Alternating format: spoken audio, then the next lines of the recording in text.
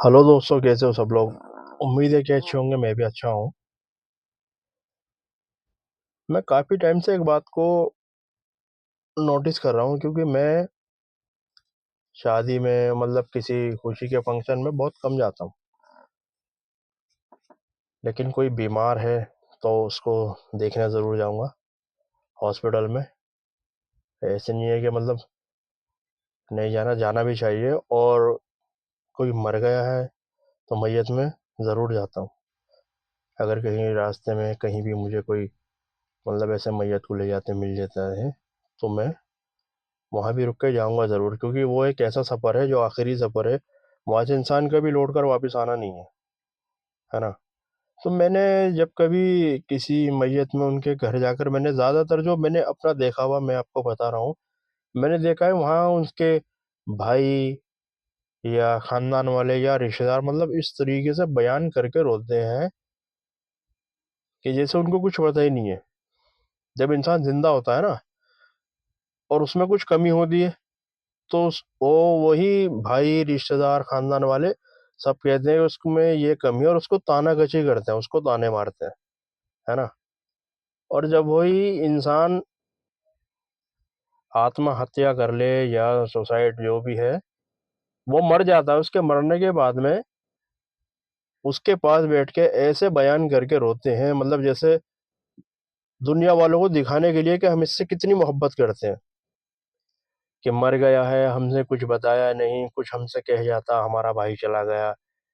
मतलब बयान करके ऐसे रोते हैं जैसे उनको कुछ पता नहीं है। बुराइयों के बारे में तो उसकी तुम्हें पता है, लेकिन उसकी परेशानी, उसकी मजबूरी, इन चीज़ों के बारे में तुम्हें पता ही नहीं है।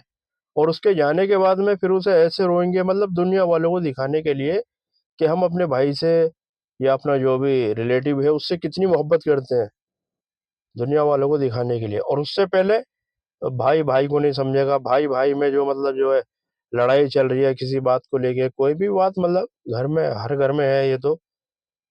उस टाइम तो ऐसे रहेंगे और जब उसके मरने के बाद में ऐसे रोके दिखाएंगे दुनिया वालों को जिससे कितनी मोहब्बत करते हैं, बयान कर करके रोते हैं, है ना। तो मैंने ये चीज़ इतनी नोटिस की है, मैं 3 साल से ज़्यादातर देख रहा हूँ, क्योंकि सुसाइड के जो केस हैं वो भी ज़्यादातर हो रहे हैं। और आदमी अपनी किसी परेशानी में भी मर रहा है, ऐसी बात नहीं है। ज़्यादातर मैंने जाकर के यही देखा है, इस तरीके से रोएंगे घर वाले उसके, मतलब दुनिया वालों को दिखाने के लिए कि हम इससे कितनी मोहब्बत करते हैं। और उसको जैसे ही दफन करेंगे मट्टी देने के बाद में, फिर कोई मसला नहीं है, फिर वैसे हो जाएंगे। तो जब तुम उसकी बुराई तुमको पता है कि हमारे भाई में क्या बुराई है क्या बुराई नहीं है, तो उसको जब भी समझा लो, ठीक है ना। उसकी बुराई तो तुम्हें पता है, लेकिन उसकी जो परेशानी है, बीमारी है, जो भी उसकी मतलब और परेशानी है, उन परेशानियों के बारे में तुम्हें पता नहीं है। उन परेशानियों को वो तुम्हें मरने के बाद बताए कि मैं, हाँ, ये चीज़ से परेशान था इसलिए मैं मर रहा हूँ। तो वो तुम्हें परेशान होने के बाद बताएगा।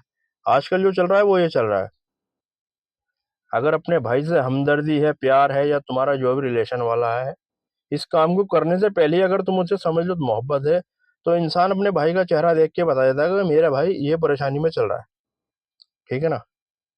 और उसके बावजूद भी उसे ऐसे इग्नोर किया जाता है कि यार ये हमसे कुछ मांग ना ले, ये हमसे कुछ मांग ना ले, उससे बच के निकल जाना या उसे इग्नोर मारना, ये सारी चीज़ें होती हैं। तो मैं काफ़ी टाइम से यही चीज़ नोटिस कर रहा हूँ। मैं 3 साल से ज़्यादातर ये देख रहा हूँ। आज मैंने बहुत सारी बातों को नोटिस करके, ये नहीं है कि मैं वीडियो बना रहा हूँ, वैसे नहीं, जो मैंने देखा है मैं सिर्फ उसकी बात कर रहा हूँ कि इंसान कहाँ जा रहा है। मोहब्बत नाम की चीज़ है वो तो देखो ख़त्म हो गई, चाहे वो भाई भाई में हो, किसी में हो, उसमें तो अगर 10% कहो तो 10% होगी, लेकिन 90% वो चीज़ ख़त्म हो चुकी है, क्योंकि हर इंसान जो मतलबी हो चुका है, ज़्यादातर इंसान मतलबी है। तो यही कहना चाह रहा हूँ कि मैंने ज़्यादातर जो चीज़ें देखी हैं, मतलब मरने से पहले तुम्हें उसकी बुराई सारी याद है, सब चीज़ बताया कि इसमें क्या क्या बुराई है, उसकी तानाकशी करनी, उसको जलील करना, है ना। रिश्तेदार भी करेंगे, खानदान वाले भी करेंगे, भाई जो भी हैं सभी करेंगे उसको, कि उसमें, लेकिन उसके अंदर क्या चल रहा है, वो अंदर किस घुटन में जी रहा है, अंदर से किस हाल में है, कैसा मर रहा है, वो ताने उसको किस तरीके से लग रहे हैं। दूसरा कहे, कोई गैर है वो कहे, तो उसमें तो वो आदमी सोचेगा और खत्म कर दे, लेकिन जो अपना करता है ना वार, तो वो दिल और दिमाग पे पड़ता है। और वो दिल और दिमाग पे ऐसा पड़ता है कि वो इंसान को अंदर से खोखला करता है। धीरे धीरे धीरे धीरे वो जख्म नासूर बनना शुरू हो जाता है।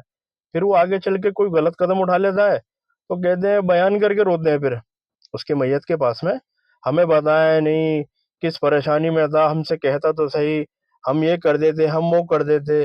अबे ये सब ढोंगीपने हैं, ये सब ढोंग है। अगर अपने भाई की बुराई के बारे में तुम जानते हो, तो उसकी अच्छाई के बारे में भी जानो, उसकी मजबूरी के बारे में भी जानो कि कितना मजबूर है अंदर से। और वो अपनी मजबूरी के तहत कुछ नहीं कह सकता। एक होता है कि तुमसे कह रहा है और तुम कहने के बाद भी उसको ना करो, उसकी मजाक उड़ाओ, है ना, मजाक उड़ाओ उसके, और मजाक उड़ाने के बाद में भी तुम ये सोचो कि छोड़ जाने दो, मतलब उसे हल्के में ले जाओ। पता नहीं कितना उसने अपने दिल पे पत्थर रख के, जोर रख के तुमसे वो बात कही होगी कि हाँ मैं परेशान हूँ, और उसके बाद तुम उसे हंसी में उड़ाओ, इग्नोर करो, तो और तकलीफ होती है। तो कहने का मतलब सिर्फ इतना ही था कि भैया अपने घर में खुश रहो, अपने घर में जो भी मतलब तुम्हारे वार्तालाप हैं उनको निपटाओ, हंसी खुशी रहो सब। ऐसा ना हो कि कल को कोई कुछ करे और तुम उसके बाद में फिर इसी तरीके का बयान करो। तो बेहतर है कि उससे पहले ही अपने दिल साफ करो और अपने घर में हंसी खुशी रहो, और अपने भाइयों की तकलीफ को समझो। भाई है जो भी मतलब घर में है, उनकी तकलीफ को जानो। अगर तुम इस हद तक हो कि उसकी कर सकते हो हेल्प, तो करो, और नहीं कर सकते हो तो फिर भी उसके सुख दुख में खड़े रहो। अल्लाह हाफिज।